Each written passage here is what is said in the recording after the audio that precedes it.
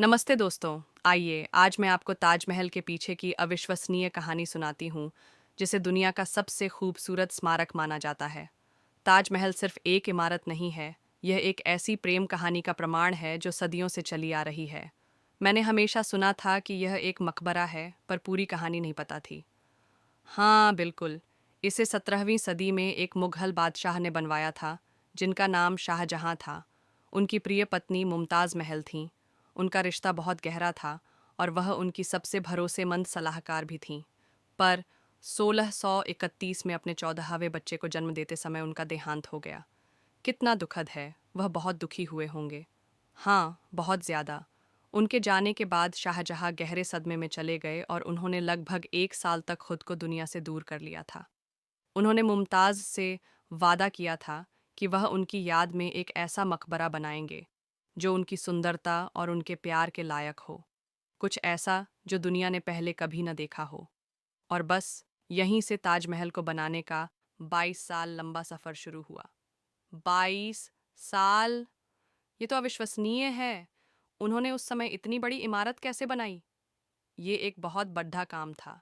इसके निर्माण में 20,000 से ज़्यादा कारीगर और मजदूर लगे थे। ये सफ़ेद संगमरमर राजस्थान के मकराना से लाया गया था, जिसमें 1,000 से ज़्यादा हाथी लगे थे। उस समय के हिसाब से काम की सटीकता और पैमाना हैरान करने वाला था। यह इतना समरूप और सुंदर है। क्या यह जानबूझकर बनाया गया था? हाँ, बिल्कुल। ताजमहल का डिज़ाइन मुगल वास्तुकला का एक बेहतरीन उदाहरण है, जिसमें फ़ारसी, इस्लामी और भारतीय शैलियों का मिश्रण है। इसकी समरूपता एक खास हिस्सा है, जो आध्यात्मिकता और भौतिकता के बीच संतुलन को दर्शाती है। दीवारों पर लिखी कुरान की आयतों से लेकर कीमती पत्थरों से बनी फूलों की नक्काशी तक, हर एक डिटेल को सावधानी से डिज़ाइन किया गया था, ताकि यह धरती पर जन्नत जैसा लगे। मैंने वास्तुकार के बारे में एक कहानी सुनी थी। क्या उन्होंने सच में उसके हाथ कटवा दिए थे, ताकि वह फिर कभी ऐसी इमारत न बना सके?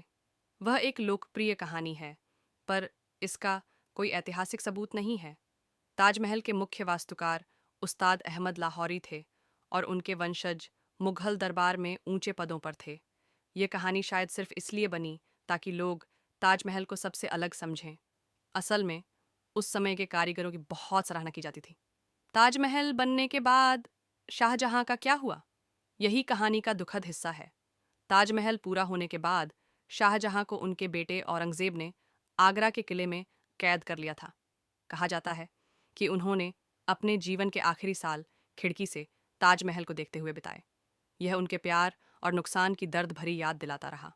1666 में उनकी मृत्यु हो गई और उन्हें ताजमहल के तहखाने में मुमताज़ के बगल में दफनाया गया।